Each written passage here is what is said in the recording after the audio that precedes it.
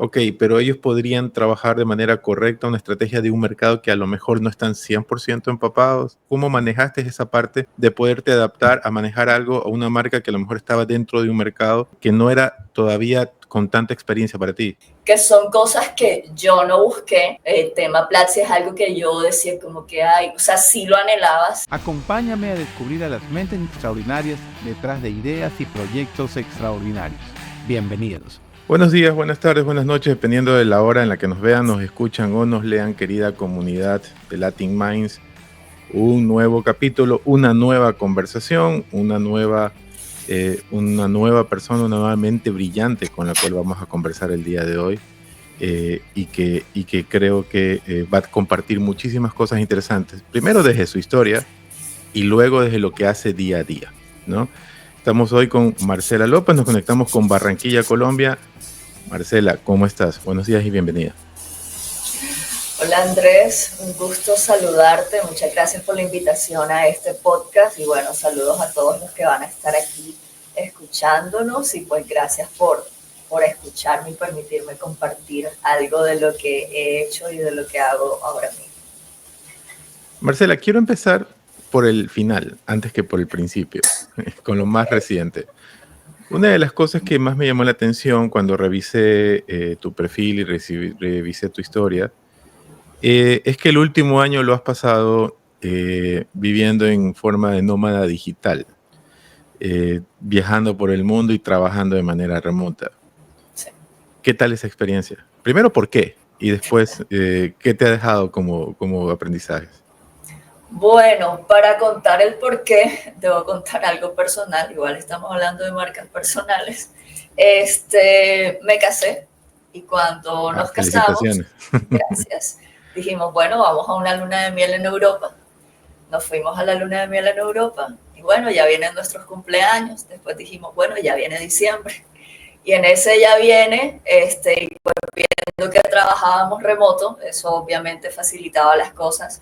Y lo que inició con un plan de 3 a 4 meses terminó en 13 meses. Ya ahora mismo ya estamos en la ciudad base, en nuestra ciudad base en Barranquilla, en Colombia. Pero bueno, esa fue la principal razón, aprovechar que trabajábamos remoto y podíamos movernos a diferentes lugares. ¿Y cómo fue la experiencia? Todavía creo que no he encontrado la palabra precisa, todavía creo que aún no alcanzo a dimensionar todos esos lugares O que sea, fuimos. inicialmente no fue planeado, o sea, no fue algo que tú lo habías estructurado con mucho tiempo antelación, en decir, ok, este año me lo voy a tomar sabático y lo voy a vivir así. Es algo que surgió en función de las circunstancias. Es algo que fue planeado, pero no a tan largo plazo. En ningún momento fue un año sabático, porque era conocer y explorar lugares y al mismo tiempo trabajar remoto, atender reuniones. Cuando estuvimos en Asia, el horario laboral comenzaba a nuestras 8 de la noche, hasta a veces teníamos reuniones a la 1, 2 de la mañana. Obviamente nuestro tiempo lo acondicionábamos para eso y estar mentalmente preparados para ello, pero no fue sabático en ningún momento. Las cosas se fueron dando. Yo creo que a veces en la vida hay cosas de atreverse, de esa preguntita que llega a la mente y uno dice, ¿y si lo hacemos? Comenzamos por Europa y cuando, obviamente por ser ciudadanos colombianos, solo podemos estar 3 meses durante un periodo de 6 en Europa. Y cuando vimos como que, bueno, y si vamos y conocemos, y bueno, ya que estamos en Asia, entonces ya que estamos aquí fue extendiendo las cosas y obviamente el trabajo nos lo permitía. Y si me haces una pregunta, o sea, del gracias a qué se pudo hacer esto, mi respuesta es una sola, gracias a mi marca personal. O sea, gracias a lo que construí por años, que me ha permitido trabajar remoto, tener un equipo y me permitió poder hacer ese viaje de esa forma. ¿Cuáles fueron las cosas complicadas de vivir así un año? Las cosas complicadas. Creo que lo primero, tener que adaptarse a tantos sitios, a tantos lugares, hospedajes diferentes.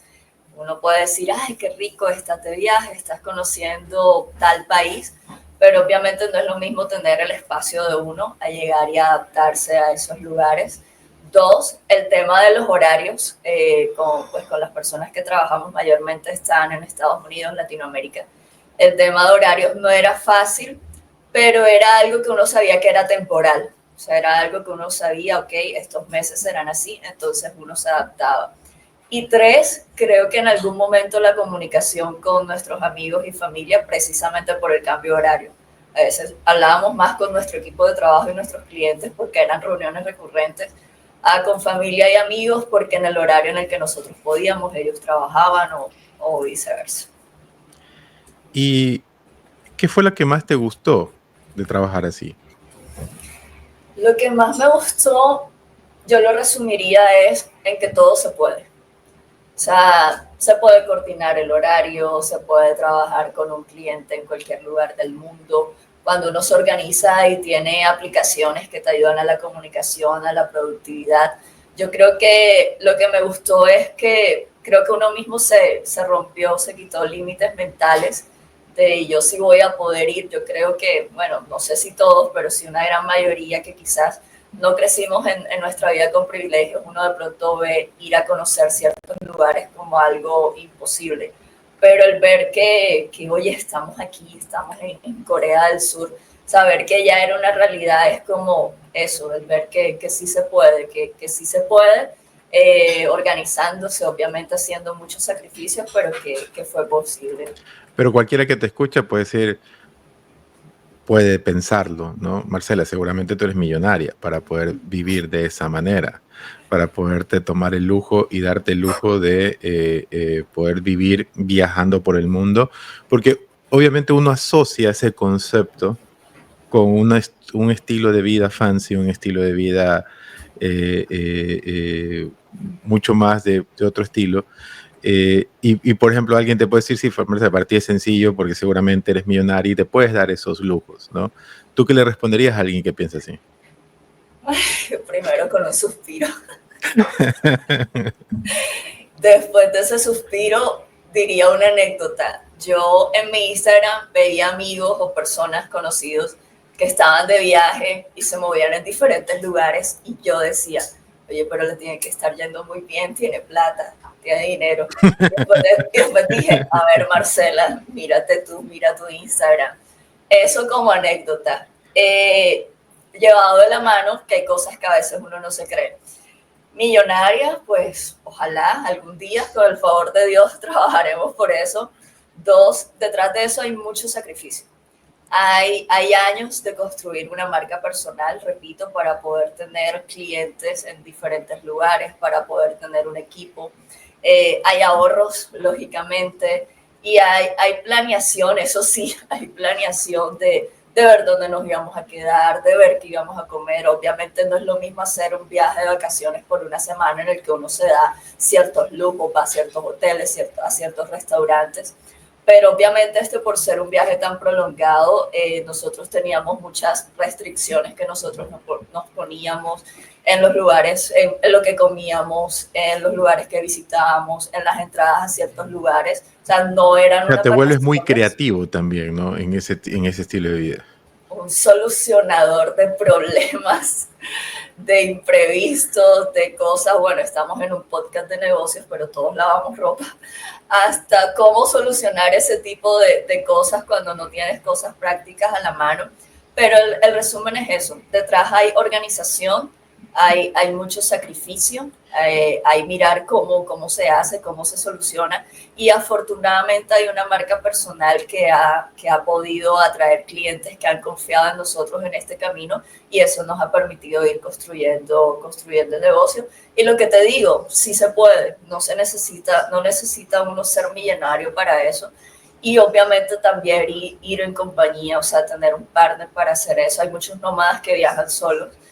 Yo viajé mucho tiempo sola, me iba, lo máximo que me iba eran 2 meses y medio, pero no a lugares tan exóticos como en Asia, que sí de pronto uno lo pensaría 2 veces, pero eso también obviamente ayuda a que uno tenga ese impulso. ¿Cuál es el país que más te quitó la respiración? Por lo bueno, por lo malo. El que más te quitó la respiración. El que más me quitó la respiración. El Que en que más inglés, me lo que se sorprendió dice en inglés breathtaking, ¿no? Taken. sería, yo creo que uno que puede tener todo eso por la cantidad de veces que uno se fue sorprendiendo sería Vietnam. Que Vietnam, por ejemplo, par de amigos que uno les decía, no, vamos a tal lado, pero ¿qué vas a hacer allá? Ellos no están en guerra y Vietnam es un país, o sea, sorprendente, maravilloso. O sea, la parte de su naturaleza, aún su historia, el ver a su gente resiliente, es algo que uno dice como que wow, y enseña en verdad demasiado, lo enseña mucho aún. Entonces yo creo ¿Y, que sí. eh, ¿Y en qué país vivirías? ¿En qué país viviría? De los Eh, que conociste, de los nuevos que conociste, ¿no? Que dirías, o sea, de esas sensaciones que uno tiene cuando llega a un lugar, tal vez aquí sí podría vivir yo, tal vez aquí podría ser feliz. A mí me ha pasado que llegas a ciertos lugares y dices, después de que estás unos días, dices, tal vez aquí yo sí me veo viviendo aquí. Hay otros que dices, no, la ciudad me fascina, me encanta, pero no me veo viviendo acá. Yo creo que de los nuevos que conocí, en verdad son países algo exóticos, con una cultura muy diferente, la comida muy diferente. Entonces, por esa razón no me vería viviendo en ellos. Y yo me quedaría con Sevilla, España. Sevilla es un lugar increíble. Sé que muchos latinoamericanos dicen, ay, el sueño irse a España, vivir allá. Yo no lo veo así, pero sí, bueno, yo hice mi doctorado en la Universidad de Sevilla, seguramente eso influye bastante y conozco gente allá, Mucho pero calor. creo que bueno, en verano no he ido en todas las demás estaciones menos en verano, pero sí es una ciudad acogedora, es bonita, tiene buenos precios, tengo amigos, entonces creo que sí, que me quedaría con Sevilla, España. Hay muchos lugares increíbles, pero cuando tú compensas, haces un balance de idioma, comida, cultura, entonces me lo resumiría a algo tradicional, por así decirlo, en España, pero bueno, creo que muy pocos mencionarían a Sevilla. ¿Y en qué país tú llegaste con altas expectativas y tal vez no fue la expectativa que tú tenías? Hay uno específico con esa, y justo no me acuerdo bien, que llegué con altas expectativas.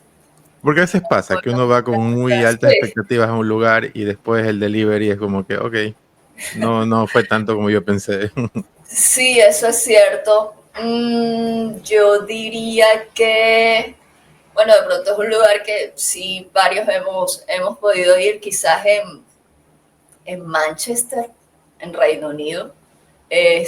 Bueno, no había podido ir a Londres en otras ocasiones por el tema de visa y bueno, precisamente recientemente salió que volvieron a poner visa a los colombianos. El punto es que sí tenía expectativas muy altas, pero no, o sea, bonito, pero bueno, obviamente si alguien está allá y me está escuchando, Sí, pero sí, sí claro, por no hizo supuesto. como ese match. No, Además, además el para tu clima, gusto personal, ¿no? Igual eso también sí, varía para lo que cada uno nos agrada y nos llama la atención, ¿no? sí, ese clima de lluvia, viento todo el tiempo no ayuda mucho tampoco. Y eh, para finalizar esta etapa de tu vida, me asaltan dos preguntas. La una es, ¿volverías a vivir así? En el O sea, corto plazo, ¿volverías a no. hacer algo así de estar un año viviendo nómada? En el corto o mediano plazo, no. Y si en algún momento lo vuelvo a hacer, iría más lento. Pasaría un periodo de tiempo más prolongado en cada ciudad o país. Nosotros lo hicimos muy rápido. Muy Pero rush, en el ¿no? corto o mediano plazo, no. Es una experiencia que en algún momento quise vivir. No pensé que se daría y que se daría así. Creo que fue más allá de mis expectativas.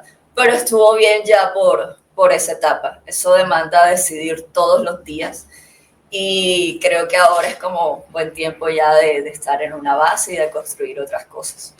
¿Y le recomendarías a alguien hacerlo? Sí, totalmente, totalmente. ¿Por Si qué? tienes la posibilidad, sí. Porque es conocer otras culturas, darte cuenta, por ejemplo, la gente en Asia te enseña, o sea, ellos son felices. Hay países, hay ciudades específicas donde, por ejemplo, en Bali, tú ves que viven en unas casas o en unos lugares que les pondría la palabra o los catalogaría como humildes, pero son felices. O sea, no tienen muchos bienes materiales físicos, pero son felices, son tranquilos, son amables. Entonces yo creo que sí vale la pena explorar el mundo también para darse cuenta que uno no es el dueño de verdades absolutas, para ser más agradecido con lo que se tiene, para darse cuenta uno que al final todos somos diferentes, pero también todos tenemos un montón de cosas similares. Entonces sí, vale 100% la pena. O sea, viajar, y no, repito, no es viajar con lujo, pero viajar para explorar el mundo vale 100% la pena. No, y lo importante es que en tu caso, por ejemplo, fue viajar sin dejar de trabajar. O sea, nunca dejaste de atender tus obligaciones y nunca dejaste de generar dinero.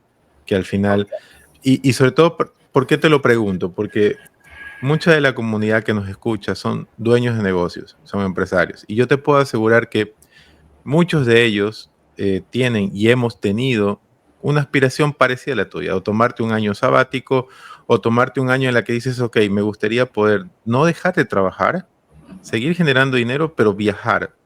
Y además, al menos cuando a medida uno asocia este tipo de actividades para la gente muy joven, ¿no? O sea, para los veinteañeros, y tal vez uno cuando ya va creciendo y se va haciendo más grande, eso no significa que seamos mayores ni mucho menos, pero se va haciendo más grande, va adquiriendo más obligaciones.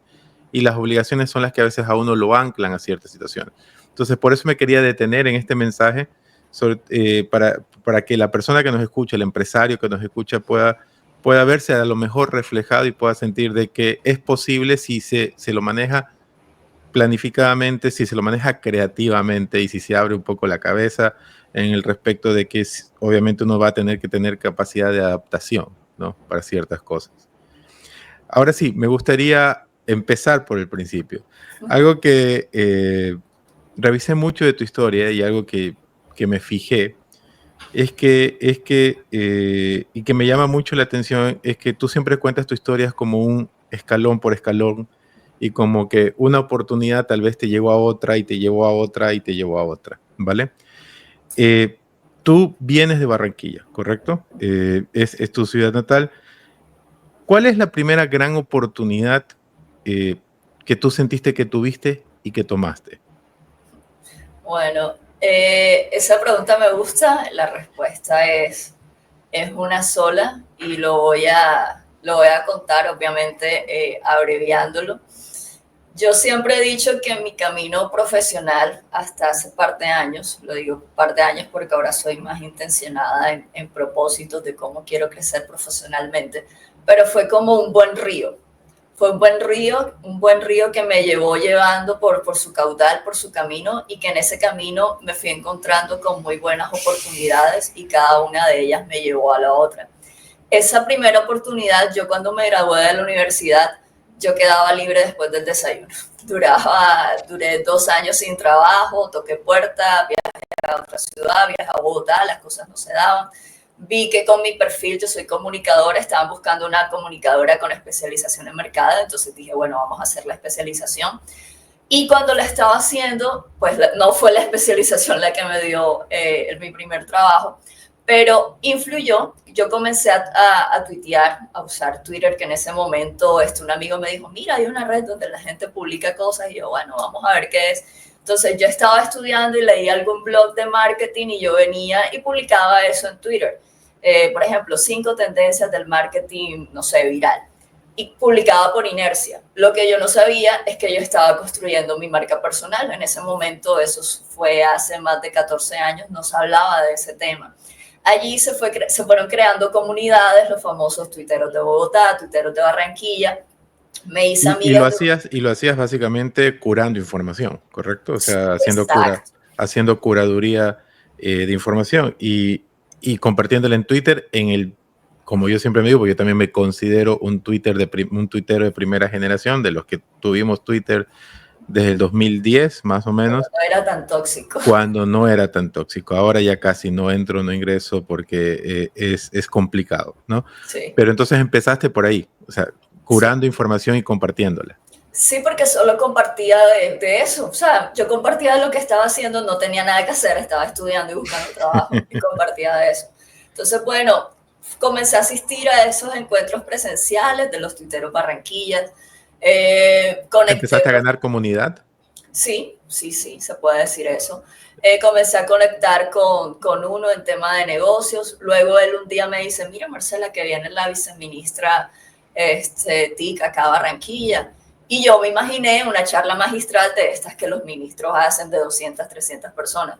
Yo dije, listo, vamos. Cuando yo llegué, solo estaba la viceministra, estaba una asesora, estaba el gerente del canal regional de la Costa Caribe, de acá, Telecaribe, estaba su jefe de producción, un periodista y un tuitero más, y yo. Obviamente todos estaban ocupados, todos estaban trabajando.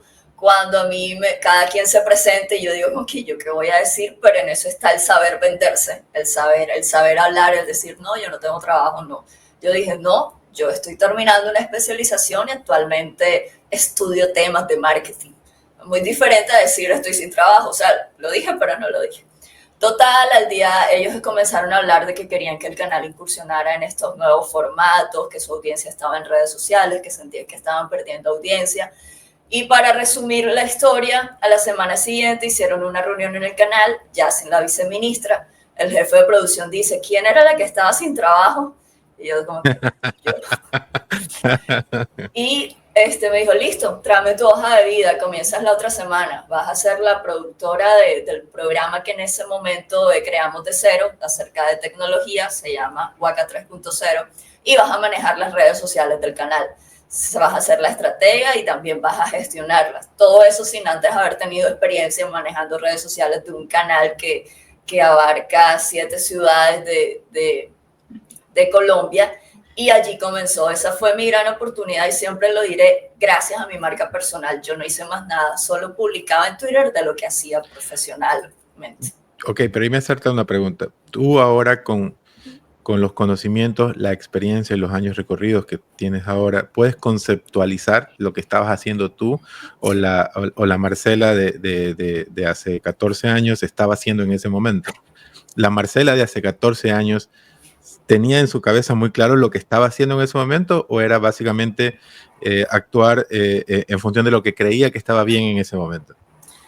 La Marcela de ese momento estaba publicando porque veía que los demás publicaban y esa era una red donde había gente profesional y era interesante. Si tú me preguntas a la Marcela de ahora, de hecho es algo que aunque hayan cambiado las redes, formatos, etcétera, es lo mismo que ahora puedo enseñar en una charla, en una capacitación y es publicar acerca de tu trabajo o acerca de lo que estás estudiando. Publicar acerca del área que conoces y 3, hacer networking. O sea, lo resumiría en eso. Publica de lo que sabes, de lo que estás haciendo y 2, haz networking. Eso estaba haciendo en ese momento que no tenía estos nombres profesionales que ahora manejamos. Pero hay un gran fantasma que yo creo que tal vez es el principal, en mi opinión personal, es uno de los principales enemigos que tenemos los seres humanos en general, pero por ejemplo la gente que nos dedicamos a temas de negocios aún más, que es el fantasma o el síndrome del impostor, ¿no? ¿Por qué? Porque ese es un fantasma que te ataca muy fuertemente en la cabeza y te empieza a mandar mensajes que incluso en algunos momentos te paralizan, ¿no? En tu caso, esa Marcela de allí, en ese momento, ¿no fue atacada por ese síndrome del impostor?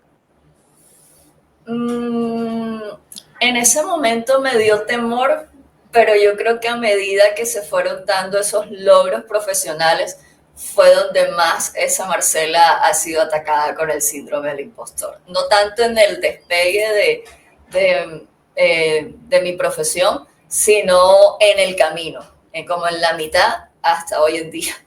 Coincido mucho contigo. Yo, en mi caso, por ejemplo, en mi caso personal también, el síndrome del impostor ha aparecido más con los años, sí, que cuando uno es más joven es más inconsciente, es más como que no toma asunción y conciencia de las cosas, y a medida que uno va creciendo, incluso mientras va estudiando más, vas conociendo más miedos se te van generando en la cabeza, más sobrepensamientos se te van generando. Ok, entonces tomas esa oportunidad y apareces, y a partir de allí, ¿qué te surge a partir de esa oportunidad? A partir de esa oportunidad soy más consciente y comienzo a mostrar, estaban haciendo Instagram, comienzo a mostrar más mi trabajo en Instagram, pues obviamente a través de publicaciones, todavía no había stories. Y eso me fue abriendo como en el programa era de tecnología, entonces íbamos teniendo un relacionamiento con los directores de áreas de LG, de Samsung, de Huawei, de Tigo, de un montón de marcas de tecnología. Y eso me fue abriendo la mente como que ven acá hay un mundo de posibilidades más allá. De ahí fui pasando al sector, bueno, Telecaribe es un canal público, pero se pasa a un sector público ya más en temas de gobierno. Alcaldía de Barranquilla, Alcaldía de Soledad, ¿Qué Gobernación del hacías Atlántico. allí? Era la estratega de redes sociales tanto para el gobernante como para las redes sociales de la entidad. Entonces, llámese alcalde o alcaldesa y las redes sociales o de las alcaldías o de las secretarías de la O sea, gobernación. y empezaste a manejar también la comunicación política de de estas autoridades, lo cual es un tema complejo, muy complejo. Esa es, yo le digo a estudiantes míos que han comenzado como aprendices en entidades públicas, esa es la mayor escuela que uno pueda tener. Si uno puede manejar la comunicación política y todo lo que hay alrededor, esa es la mejor maestría que uno tiene por lo que se puede decir, lo que no se puede decir, lo que se mueve detrás, la inmediatez que se maneja, una cantidad de factores que juegan ahí. Entonces, en ese tema de gobernante no sabía, estaba hablando igual de marca personal. Hoy es fácil hablar, decir marca personal de un gobernante, pero en ese momento era mi trabajo y lo estaba ejerciendo de esa forma. Y a partir de trabajar comunicación política, me imagino que me enseñó mucho también a lidiar con el hate. Comunicación Sí. política es un tema netamente de emociones, o te aman o te odian. Es un Y tema no. con todos los que están alrededor que creen saber de redes sociales y te dicen qué hacer y por qué hiciste eso y por qué no hiciste esto o lo otro, a poder hablar a esas personas, a líderes, a alcaldes, a argumentarles cosas, da un bagaje, es una escuela intensa, se podría decir. Pero ¿cuál fue, por ejemplo, en algo que aplicas al día de hoy, en lo que haces al día de hoy, cuál fue como un aprendizaje que te dejó que todavía lo aplicas? Yo diría que algo que puede parecer obvio, pero que a veces no se tiene tan en cuenta, y es a confirmar antes de publicar. Porque cuando estás en comunicación política, o los líderes o de comunicaciones o los gobernantes es publica ya, ¿por qué no se ha subido? Pero resulta que no puedes publicar algo porque apenas fue una reunión de planeación, porque el contrato todavía no está listo, porque no sé quién no ha firmado, porque resulta que otro político no quiere que eso se publique, entonces tienes que saber cómo manejarlo. Entonces lo resumiría en confirmar antes de publicar y saber cómo vas a escribir eso para que nadie se sienta afectado según los intereses de esa publicación. No, además hay un tema de timing, ¿no? A nivel de Sí. política, el también de comunicar no solamente implica la calidad del delivery, sino el timing del delivery, Tienes que que ser lo, el primero. exacto, y que sea adecuado a o sea, por ejemplo, cuando estás cerca de elecciones, no sé, empezar a comunicar mucho obras, mucho ese tipo de cosas, entonces malas noticias se comunican de una manera diferente, Sí. supongo. Y publicar Entonces, sin errores. exacto, ¿no? Entonces eso te dejo allí. Y a partir de allí, ok, pareciera que entonces eh, podías desarrollarte una especialización muy fuerte a nivel de comunicación política, empezar a escalar allí porque es algo muy complejo. ¿Cómo das el salto hacia el otro lado, hacia el mundo empresarial? Hacia el mundo empresarial y de emprendimiento, bueno, yo paralelamente a eso comencé a dar clases en la universidad. Las universidades comenzaron a incursionar en sus pensum temas digitales, entonces comencé en ello. Y ya el tema de comunicación política demanda no sé cómo va a sonar esto, pero demanda el estar en la calle un 24/7, estar disponible domingos 24/7, ir a donde tengas que ir sin importar condiciones. Y sí, uno hace eso, pero también la vida incide en etapas. Y creo que hablando de timing, hubo un timing como perfecto, y fue cuando comencé a trabajar con Alex Torrenegra. Entonces, trabajando con él, obviamente, pues trabajar al lado de Alex y no aprender de emprendimiento no es proporcional. O sea, con él aprendí su visión, su forma de pensar global, un montón de cosas del mundo del emprendimiento. Y yo dije, ok, esto es por aquí, esto me gusta. Obviamente en temas de emprendimiento también hay un montón de cosas que solamente es quitarle la parte política, sino hablar o sea, la palabra política, sino hablar de startups. Se puede asemejar en algunas cosas. Pero comenzar a trabajar con él me fue llevando por este mundo, a relacionarme con personas, también los líderes, los CEOs de las startups, etcétera. Pero Entonces, ¿cómo ese fue llegas el a mundo trabajar en que... con Alexander Torrenegra? Y para los que nos escuchan, si no lo ubican, Alexander Torrenegra es uno de los empresarios más importantes eh, colombianos, pero que ha desarrollado muchísimo su carrera en Estados Unidos, en Silicon Valley, California. Actualmente incluso dirige Torre, que es una de las desarrollo de todo lo que tiene que ver a software, en lo que tiene al manejo de human resources y todo lo que es recursos humanos más importantes. ¿Cómo llegas a trabajar con Torre? Porque yo me imagino que igual eso también fue parte de una escalera que te fue llegando. ¿Cómo llegas a trabajar con él? Como muchas respuestas en este podcast, gracias a mi marca personal.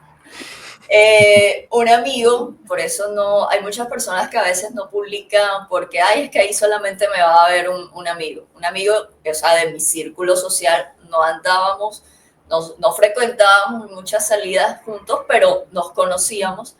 Él vino y me etiquetó en un post de Alex en LinkedIn donde decía que estaba buscando una social media manager.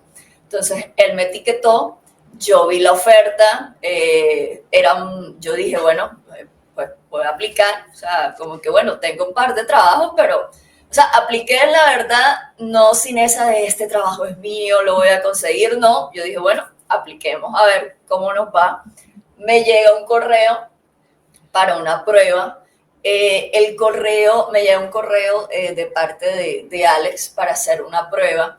Ese correo yo la verdad no lo abrí porque tenía como varios correos ahí. Tú sabes que a veces llegan en spam, por spam, y a veces hay varios correos en spam que están escritos en inglés la mayoría, y uno dice, o sea, la verdad lo ignoré. O sea, no hay otra forma de decirlo.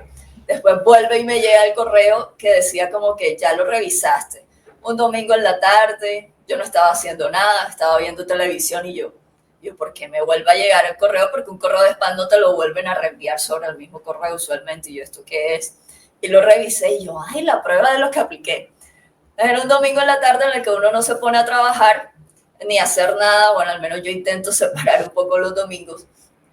Y había que hacer una prueba de cuáles eran como que qué textos uno propone, cuáles imágenes uno propone. Era para manejar inicialmente su Instagram. Y yo dije, bueno, vamos a hacerlo. La hice, después en esa semana me escribe para una entrevista, hacemos la entrevista, ese día pues la conozco, la entrevista la hace él mismo. Y esa misma semana, él suele ser bastante rápido en sus procesos, viene y me dice, ok, van a empezar la prueba 3 personas al mismo tiempo a manejar la cuenta en Instagram. Si tú me preguntas al día de hoy, para mí eso no es algo recomendable. Que Sí, claro. En tu cuenta. Muy arriesgado. Sí. Yo se lo dije y creo que eso es algo que me caracterizó, que, o sea, si algo como que no, o sea, no lo veo como lo ideal, pues lo voy comentando. Obviamente yo dije, vale, puede haber como un cruce o conflictos, pero listo, vamos a hacerlo. Y a los 10 días me dijo como que se acabó el periodo de prueba, y yo, ay, no quedé. Pero ¿cuáles eran los parámetros? ¿Te anticiparon cuáles eran los parámetros de aceptación? O sea, un periodo de prueba o era un tema interno, parámetros internos de decisión de él. Era un periodo de prueba por un mes donde él iba a ver a cuáles posts les iba mejor. Ah, ok. Va. En resumen. Entendido. Entonces, a los 10 días, él dijo como que se acabó el periodo de prueba, tú eres la mejor para mi marca. Y yo, o sea, me sorprendió, obviamente, fue bastante gratificante. Y ya cuando tengo acceso a sus redes, a sus cuentas, veo en el historial, y a esa publicación que él le hizo tanto en LinkedIn como en Instagram, o sea, literal, aplicaron más de 1000 personas. Un montón de gente aplicó a eso, entonces eso fue bastante gratificante, y el resumen fue ese. Gracias a la marca personal, gracias a que alguien vio ese post y dijo, Marcela, pensó Marcela. ¿Y por qué pensó Marcela? Porque ve lo que yo voy publicando de mi trabajo de marca personal. Entonces, eso también se resumiría en por qué las buenas oportunidades se pueden ir dando sin uno buscarlas. Yo tengo ahí una pregunta que me asalta muchísimo. Las empresas, sobre todo las que estamos basadas en Estados Unidos, estamos pensando a nivel de contratación. Yo también tengo un equipo en México, pero a nivel de contratación cada vez pensamos más en mercado global, ¿no? Pero una de las cosas que a veces los empresarios, y te digo porque otros empresarios también piensan lo mismo y tienen las mismas dudas, es el tema de contratar remotamente profesionales no de ejecución, sino de estrategia. Hay la duda sobre si, ok, pero ellos podrían trabajar de manera correcta una estrategia de un mercado que a lo mejor no están 100% empapados. En tu caso, por ejemplo, Torre Negra, si bien tiene una marca bastante global, pero también está dentro del mercado de Estados Unidos. Sí. Y es una comunicación que implica ese mercado. Y no sé si tú tenías ya una experiencia previa de haber trabajado para ese mercado o cómo lo manejaste, cómo pudiste, cómo manejaste esa parte de poderte adaptar a manejar algo a una marca que a lo mejor estaba dentro de un mercado que no era todavía con tanta experiencia para ti. En ese momento no la tenía, y el inicio con Ale el propósito era Shark Tank Colombia, o sea, hacerle divulgación a su participación en Shark Tank Colombia. Y la estrategia al mercado de Estados Unidos se seguía manejando por Twitter y por LinkedIn. Entonces, ya con el tiempo, obviamente, conociendo más sus términos, conociendo más el mismo mercado, el mundo del emprendimiento, ya después de cierto tiempo, no solamente tenía el Instagram, sino que tenía toda la estrategia de todas sus redes sociales.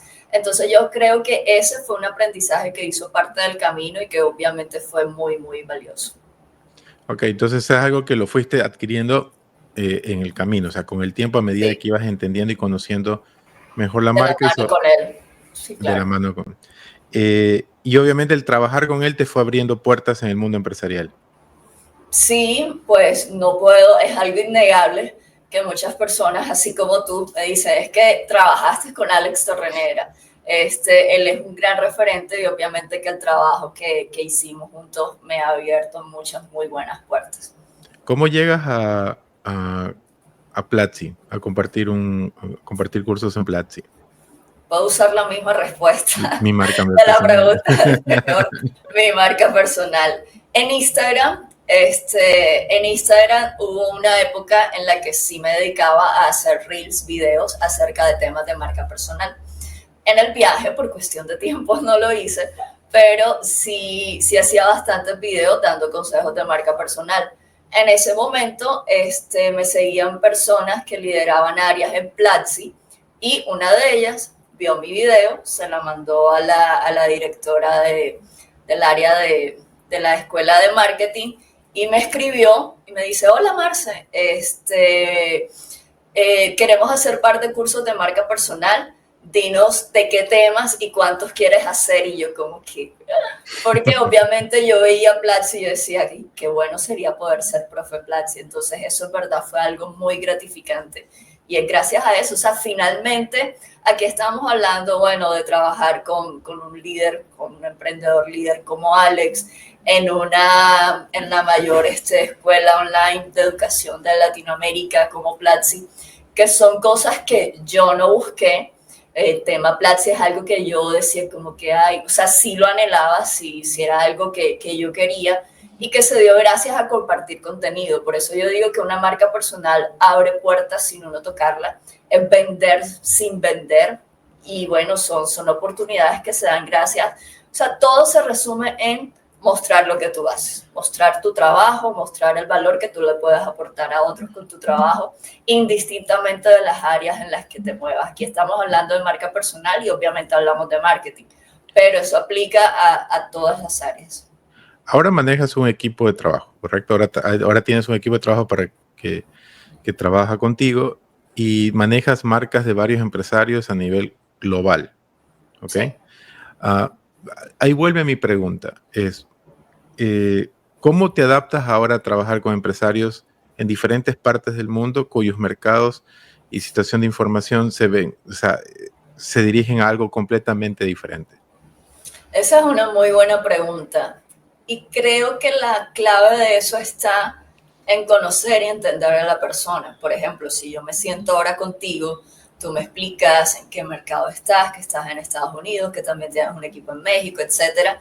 Y creo que es conectarme precisamente con esa persona, con ese líder, porque finalmente quien conoce bien su negocio y que conoce 100% el mercado es la persona, es el líder. Entonces, hacer todas las preguntas que yo tenga que hacer para poder entenderlo a él, el objetivo de su negocio, de su startup, el target al que puede llegar, y que cuando se vengan las reuniones, la revisión de contenidos, lo que se está publicando es ponerme en el papel de esa persona. O sea, ponerme en el papel de esa persona, que obviamente eso ya me deja con conocimiento a mí. Pero, por ejemplo, nosotros tenemos ahora algunos clientes en España, están en Barcelona y todos son diferentes. O sea, pueden estar en la misma ciudad, pero todos tienen una startup que no tiene nada que ver con la otra, edades diferentes, situaciones de las startups diferentes, géneros diferentes, todo diferente. Entonces es eso, es conectar con la persona y poder transmitir también en esa red social, sea la que sea que escoja, fielmente lo que la persona es. Entonces es eso, es como olvidarme en algún momento de que, ok, voy a hablar aquí en Barranquilla, no, sino de que la persona está hablándole a un público en México, a un público en California, etc. Y al tener ya un equipo de trabajo significa que ya no eres solamente tú a nivel personal como profesional, sino cambiar el chip a tener prácticamente una empresa. O sea, es tener tu propia empresa y tener tu propia estructura y donde intervienen muchas otras cosas. Una cosa es cuando uno actúa como profesional, como asesor, donde todo depende mucho de uno mismo, y otra cosa es a coordinar un equipo de trabajo, coordinar metas, objetivos, cumplimientos, motivación. ¿Qué fue lo que más te costó al cambiar ese chip?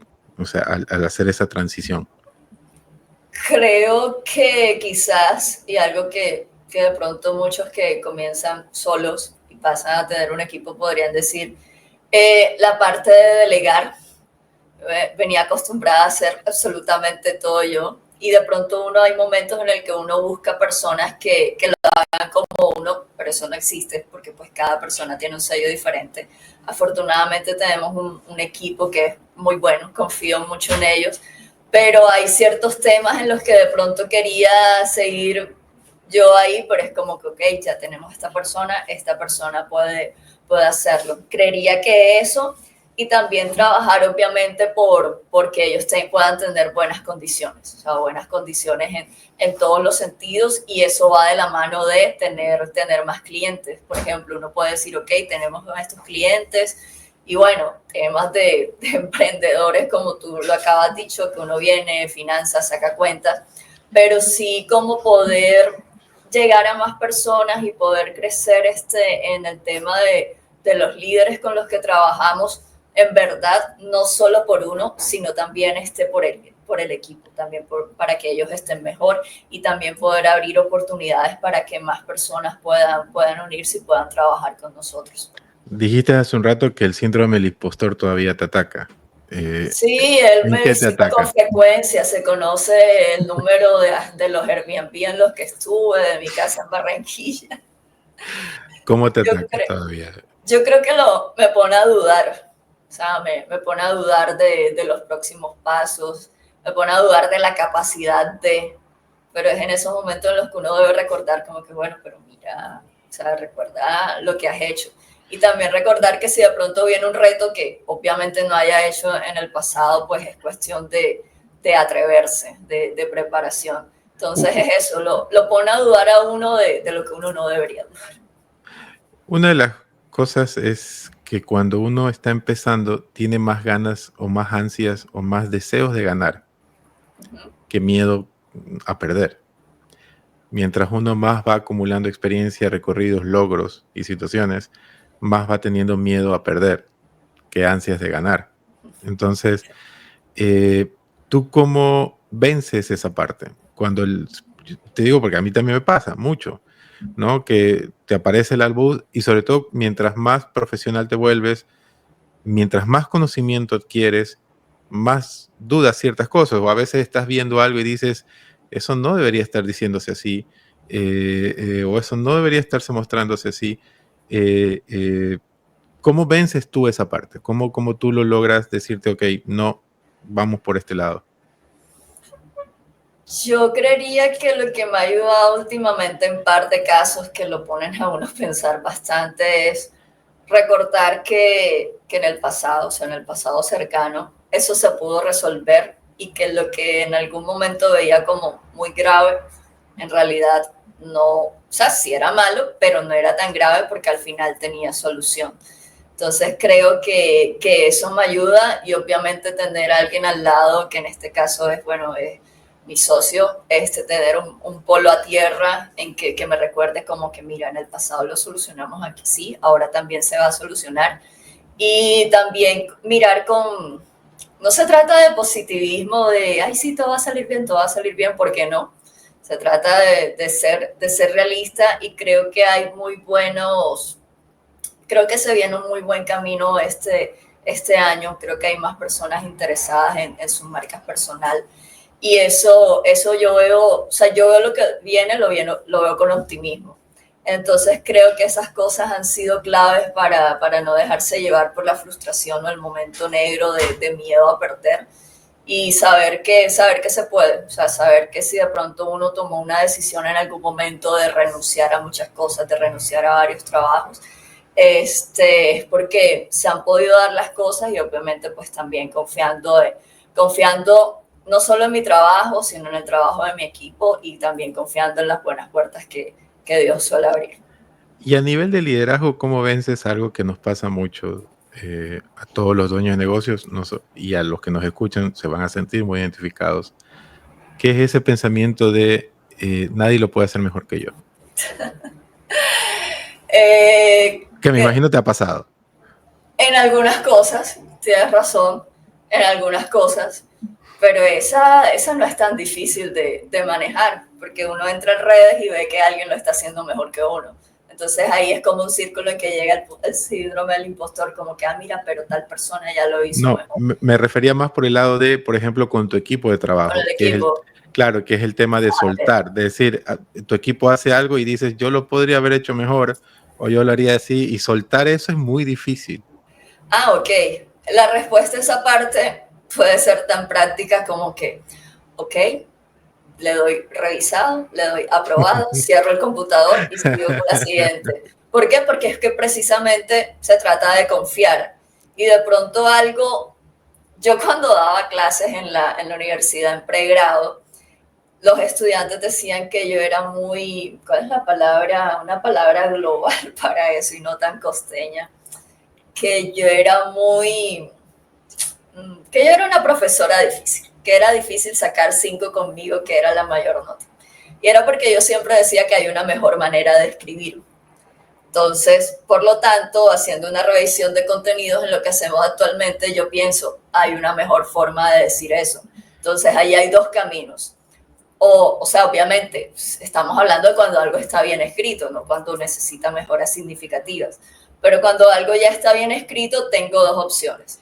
O me siento ahí media hora o una hora a hacer algo a la mi manera que yo creo que es mejor, o en verdad confío en esa persona, delego, porque sé que eso que se va a publicar funciona y funciona bien. Entonces es eso, como que, a ver, pasa a la siguiente tarea, Marcela, y ya confía en que eso está bien, igual va a tener un buen impacto, un buen resultado.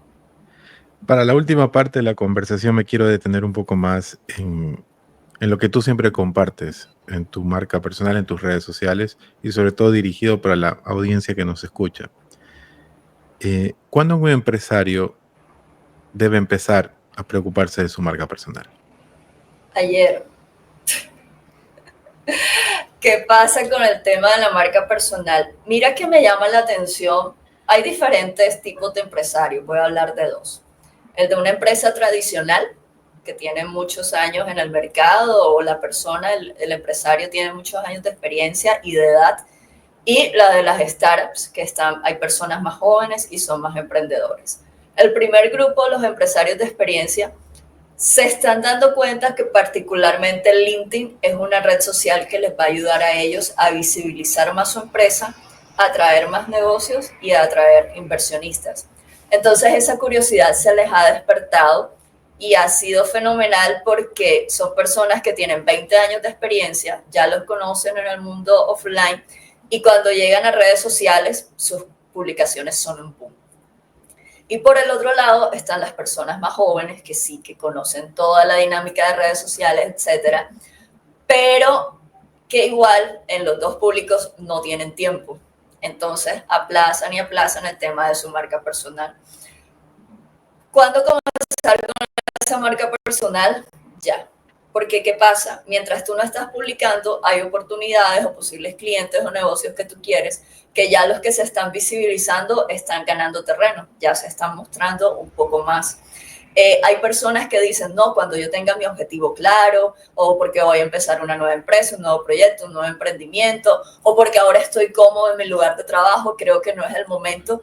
Siempre es un buen momento de mostrar ese presente que estás viviendo, así no tengas claro lo que vas a hacer en los próximos 2 o 3 meses, porque el construir esa marca personal desde ya te va a impulsar y te va a construir ese camino para el día que decidas o una mejor posición o un proyecto o independizarte, etcétera. Cuando dejes esa noticia ya tendrás un posicionamiento y un camino abonado. Eso por ese lado. Y para los que sí saben qué quieren con su marca personal, qué quieren lograr, el momento es ya, porque esos posibles clientes, posibles inversionistas, posibles negocios están ahí, pero hay que darse a mostrar y hay que construir ese camino y mostrar lo que uno sabe y qué es eso bueno y cuáles son esas buenas oportunidades que los demás también pueden tener al asociarse y al conectar contigo. Entonces, hoy en día creo que eso no es una opción, dejarle al algoritmo de Google que muestre lo que quiera de ti, sino que seas intencional en crear, en aportar contenido, tanto en una web, sobre todo en redes sociales, para que las personas que lleguen a tu perfil ya sepan quién eres, de qué hablas y ya tengas abonado el camino a una primera conexión que finalmente te lleve a un buen negocio. Pero ahí me saltan varias preguntas. Normalmente uno asocia como inicialmente sea, y yo creo que en eso coincido contigo, de que las perspectivas para los años que vienen son muy positivas en esta área, sobre todo porque uno como sociedad y como empresario va entendiendo conceptos de una manera diferente. Inicialmente hasta ahora, hasta hace un par de años o hasta hace un año, uno entendía el tema de marca personal para alguien que ya está completamente consolidado, para alguien que ya está en una estructura de consolidación y en la que necesita sobre todo consolidar muchas cosas, ¿no? Tal vez consolidar una serie de negocios o empresas sobre una marca paraguas, que es su marca personal, etcétera, etcétera. Pero, ¿por qué alguien a lo mejor que pueda decir, ok, Marcela, me parece interesante, pero yo no me siento lo suficientemente consolidado como para empezar un tema de marca personal? ¿Por qué debería hacerlo? La respuesta va en consonancia con lo que acabé de decir, porque tú ya eres alguien, tú ya tienes un conocimiento, tú ya tienes una experiencia, así todavía tu emprendimiento está empezando y sientas que no ha despegado, que todavía tienes muchas cosas que tratar, tu nombre es importante que ya lo des a conocer. Porque, ok, hoy empiezas un emprendimiento y puede que te vaya muy bien o que hagas un éxito o no sé, o no te fue tan bien, pero tu marca personal permanece. ¿Por qué? Porque genera confianza y genera credibilidad. Mientras que las sociedades que tengas, las empresas que tengas, pues que les vaya bien o les vaya mal, pero tu marca personal les va a llevar credibilidad, confianza, clientes a eso en lo que vayas a estar. Entonces, yo soy de las que creo que ya es valioso compartir ese presente que tienes, compartir tus habilidades, compartir lo que estás haciendo. Por ejemplo, si hoy eres un emprendedor de temas de tecnología, yo dudo mucho que mañana te vayas a dedicar a ser cantante. Entonces, si al día de mañana la decisión que vas a tomar no va a ser tan radical, lo que tú comiences desde ya con tu marca personal en lo que estás haciendo igual puede ir evolucionando y en unos meses cambias tu objetivo, cambias tu foco y con eso vas cambiando tu estrategia y tus publicaciones. Pero creo que es bueno hacerlo y no sabes si las personas que te lean, va a haber alguien que te escriba y eso que te escriba hasta sea ese push que necesitabas para poder redireccionarte. Son cosas que eventualmente podrían pasar. Y ahora me pongo del otro lado. Un empresario que nos escucha que ya está muy consolidado, que ya sus negocios ya están muy consolidados, que ya están, que sus empresas funcionan, crecen y avanzan, y te dicen, Marcela, ok, yo ya estoy muy consolidado. ¿Para qué voy a necesitar estructurar una marca personal? ¿Qué gano yo con eso cuando ya tengo algo que ya está 100% estructurado? En esta respuesta hay 3 puntos y voy a empezar por los 2 típicos.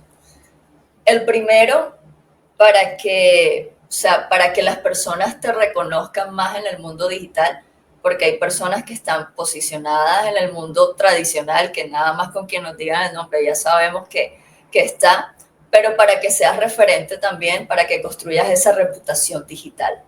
2, porque justamente si eres un empresario de este enfoque o de esta categoría, lo más seguro es que no te quedes quieto, ¿verdad? No pueden, los negocios le pasan por la mente constantemente. Entonces, lo más seguro es que el día de mañana quieras o dar unas consultorías o te busquen para abrir un nuevo proyecto y en ese momento digas, ay, necesito una marca personal. Entonces, es importante construirla desde antes para que vayas labrando y abriendo esos caminos y construyas tu reputación digital y la expandas. Creo que siempre es bueno expandir. Y 3, que es la no típica, es porque hay mucha gente a la que tú puedes enseñarle y aportarle desde tu conocimiento y experiencia. Puede que de pronto digas, ay, pero bueno, para eso doy una clase, doy una charla, no voy a abrir una marca personal para dar consejos. Sin embargo, yo creo que hay muchos empresarios que son muy buenos, es lo que tú dices, están posicionados ya en su sector, pero necesitan salir del anonimato en redes sociales. Son personas que tienen una experiencia increíble, que tienen una cantidad de aciertos y de desaciertos y que con toda esa información pueden sumarle a muchas personas que van tras sus pasos, a muchos nuevos emprendedores, a muchos que en verdad quieren aprenderles y que eso finalmente va a generar una conexión que va a traer como consecuencia las 2 primeras razones que mencioné. Y, ok, pero ahí te hago preguntas que mucha gente que nos escucha te las haría, ¿vale?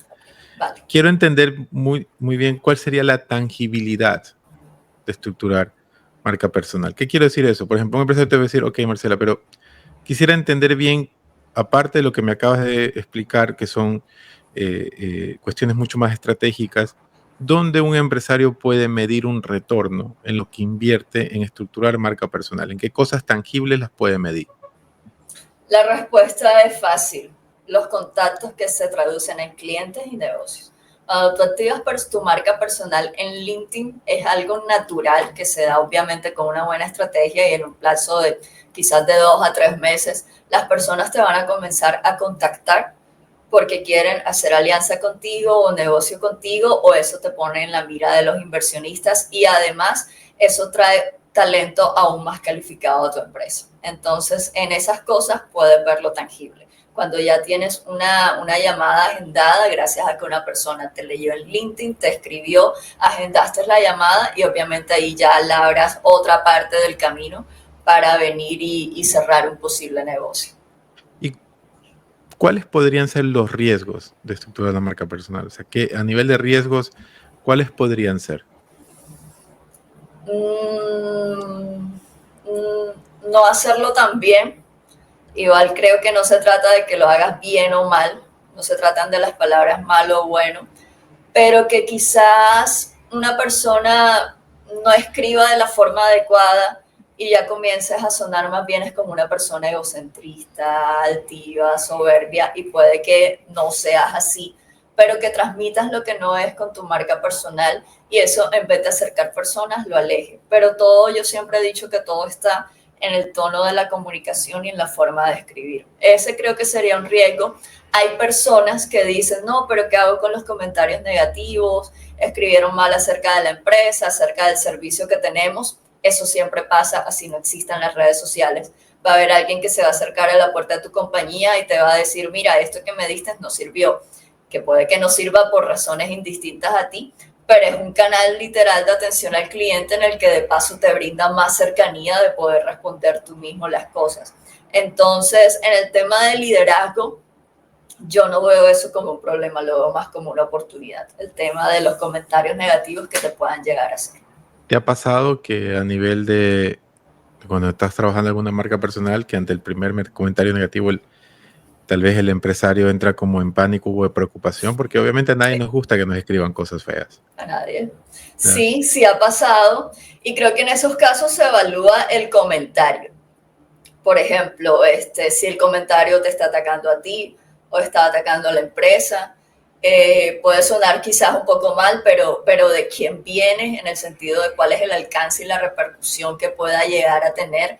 Entonces, por lo general, no han sido comentarios muy, o sea, muy que uno diga, uy, esto le va a dañar la imagen. Tenemos un cliente que quizás es algo polémico con sus publicaciones, pero hace parte de su forma de ser y es algo que le gusta. Tú sabes que cuando eres polémico van a haber muchas personas que van a responder contrario a ti. Sí hubo uno en el que un comentario fue de algo malo de su startup, pero no se trata de que digan algo malo de la startup, sino de que ya usan tonos ofensivos. En ese momento uno dice, oye, sí, borremos ese comentario porque finalmente se puede decir, LinkedIn es mi casa, yo decido quién está en mi casa, a quién dejo entrar en mi casa. Entonces, todo se maneja según cuál sea la situación. ¿Y cómo separas la empresa de la persona? Porque, a ver, una cosa es lo que hago día a día en mi empresa o en mis negocios, pero mi empresa tiene una estructura. Si hay, por ejemplo, un problema de servicio al cliente, hay una estructura de servicio al cliente que debe manejarlo y que a lo mejor yo puedo ser responsable, pero en mi situación personal no soy yo directamente sino el canal adecuado, sino el canal adecuado es la empresa. ¿Cómo separas eso? Porque ese también es uno de los temores que tiene un empresario, es decir, ok, mi marca, mi empresa, cosas diferentes. Allí entran varias cosas. Primero, todo depende de cuál es la información que estás publicando. Segundo, si es una información que va relacionada directamente con tu empresa, así como en la política, hay que confirmar y hay que verificar antes lo que estás publicando. Tercero, es lo que tú dices, puedes ser un líder de una compañía de 20 a 300 personas y hay un punto en la cadena en el que tú no puedes responder qué hizo la persona número 250, pero es cuestión de saber darle manejo en la respuesta, de mira, ya te contacto con Andrés, que es del área encargada y te ayudamos en tu... Claro, porque si no, después la red de la marca personal se va a convertir en un canal de servicio al cliente de la empresa y eso, Sí. La idea no es esa, ¿no? Pero de hecho, sabes que eso no suele pasar tanto en LinkedIn. Por el tipo de público que hay en LinkedIn, suelen ser muy pocos los comentarios que lleguen a quejarte de algo puntual del servicio de la empresa. De que pasa, pero de quienes lo suelen hacer son profesionales. Obviamente cuando lo hacen todavía con más criterio. Y es cuestión de saber responder. Obviamente, si hay algo que no está funcionando en la empresa en la que uno está, pues uno igual tiene esa información para poder darla de forma asertiva. Las 3 últimas preguntas. ¿Cuáles son las mejores redes sociales para manejar marca personal? Yo me quedo con LinkedIn. LinkedIn, es la red social B2B, es la red social para hacer negocios en la que caben emprendedores y empresarios. Y si un dueño de negocio te dice, ok, Marcela, pero mis clientes o mis potenciales clientes no están en LinkedIn. Instagram y exploramos YouTube también. Ok. La segunda pregunta es, si tú tendrías que resumirlo en una sola razón principal por la cual un empresario o persona debe trabajar en su marca personal, ¿cuál sería esa razón clave? Visibilidad y atraer negocios. Visibilidad de tu nombre y atraer negocios, salir del anonimato. Me gusta mucho el mensaje, sobre todo de la atracción de negocios, porque le estás dando, obviamente, un concepto intangible, estratégico, que es la visibilidad, pero también un concepto tangible, que es la atracción de negocios, que al final todo empresario siempre te va a preguntar por lo mismo, ¿no? Y para finalizar, ¿cuáles son las 3 claves, según tu experiencia, para una exitosa marca personal? Primero, definir bien de qué vas a hablar. Hay emprendedores, sobre todo de startups, que saben de 10 temas, están en 10 empresas y quieren hablar de los 10 temas al mismo tiempo. Es importante que te enfoques en uno, máximo 2 que estén relacionados. Primero, de qué vas a hablar. Segundo, la constancia, porque hay muchas personas que comienzan motivados su marca personal, hacen un post hoy y después vuelven a hacer el otro en 3 meses y en 6 meses ya se olvidaron. La constancia es súper clave porque marca personal requiere resultados en el mediano y largo tiempo, no se dan de forma instantánea. Y 3, el networking. No se trata solamente de hacer un monólogo o de publicar, sino de crear relaciones que sean duraderas en el tiempo y obviamente te abran las puertas a más negocios. Para finalizar, siempre terminamos con un pequeño ejercicio que es compartir 4 cosas sobre tu personalidad. La primera es un libro que a ti te haya cambiado. No necesariamente que tú recomiendes, que a ti te haya cambiado o que te haya generado algo fuerte. Un libro que a mí me haya cambiado. Tu forma de pensar, que te haya generado, que te haya dejado algo que dices, ok, lo sigo. Hay unos libros, no es uno solo, es una serie de libros de un psicólogo español que se llama Rafael Santandreu, creo que no pronuncié bien el apellido, y que habla mucho acerca de temas emocionales, de resiliencia, y eso ayuda mucho a ver las cosas de una forma diferente. Es más un libro de tinte personal que profesional. Un hábito que te funcione a ti. Agendar las reuniones por bloques de tiempo en días específicos de la semana. O sea, no llenar de lunes a viernes, mañana y tarde de reuniones, sino solo determinados días de bloques de tiempo me funciona mucho para la productividad y manejo de tiempo. O sea, por ejemplo, no sé, martes, miércoles y jueves son los días de reuniones y de 2 a 4 de la tarde y de 10 a 12 del día. Eso es básicamente. Sí. Y tratar en lo posible, obviamente sabemos que hay cosas extras que surgen, pero tratar en lo posible cumplirlo. Eso me ayudó a poder mantener un año de viaje de trabajo remoto. Fue clave. Un consejo que te dieron y que te sirvió. Un consejo, me estás poniendo a pensar bastante, Andrés. Un consejo que me dieron y me sirvió, ya sé cuál. No te lo tomes personal. Cuando de pronto hay un cliente diciendo cosas o demandando cosas, quizás en no en el tono correcto o de la forma correcta, no tomárselo personal. Y una experiencia que a ti te haya marcado. No necesariamente es una experiencia, cosas que hayas tú vivido y que tú dices, ok, esta experiencia me dejó algo a largo plazo.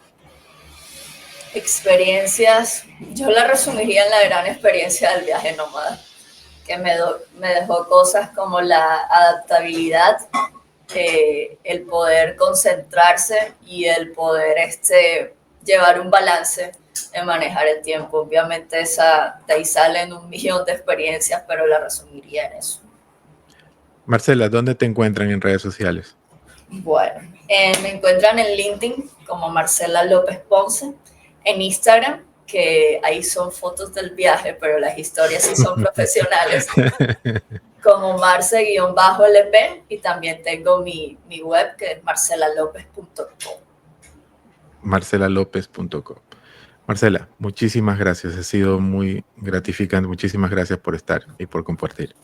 No, Andrés, a ti. Muy buenas tus preguntas y una muy, muy buena charla. Muchísimas gracias a todos. Como ya lo saben, nos vemos en la próxima conversación con una mente brillante latina, sea donde esté, que estaré compartiendo para todos. Síganos en todas nuestras redes sociales como Latin Minds y suscríbanse al boletín. Ya son cada vez más de 25,000 personas que reciben nuestro boletín semana a semana. Un abrazo a todos y nos vemos en la próxima conversación.